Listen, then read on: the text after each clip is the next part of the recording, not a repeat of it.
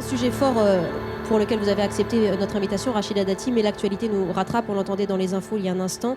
Puisque vous restez très proche de Nicolas Sarkozy, l'affaire Big Malion nous préoccupe. Plusieurs cadres de l'UMP ont été placés en garde à vue ce matin après la mise en examen des dirigeants de cette société.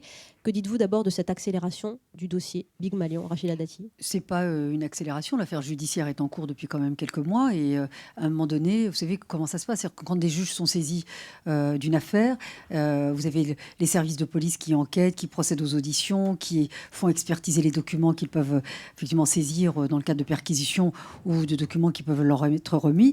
Et quand ils ont assez d'éléments, les magistrats procèdent à des auditions, des interrogatoires, des confrontations. Oui. Donc, je pense que depuis quelques mois, il y a eu beaucoup d'auditions, beaucoup d'expertises, beaucoup d'enquêtes. Et aujourd'hui, les magistrats interrogent les protagonistes de l'affaire en cours. Ce nom de Big Malion, vous disiez quelque chose avant 2012, bien sûr, Dati? Bien sûr. Non, mais c'était un prestataire. C'est pas évident pour tout le monde. Non, mais c'est un prestataire qui travaillait avec l'UMP.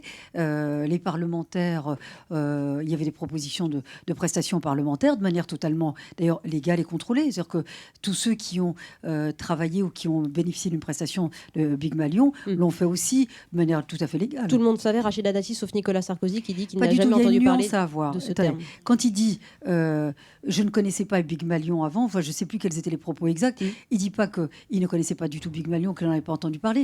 Sans doute en a-t-il entendu parler. Maintenant, qu'ils sachent exactement, précisément ce qu'ils ont fait dans le cadre de la campagne ou pour l'UMP, ça, c'est une autre chose. Donc, faut arrêter de s'emballer. Connaître la société, mais pas le système de surfacturation. Puis, ils connaissaient forcément les protagonistes. Sébastien Millot et Jérôme Lavrieux, qui étaient des proches. Oui, mais c'était connu de tous. Donc, faut nuancer, faut arrêter de s'emballer. La justice est saisie.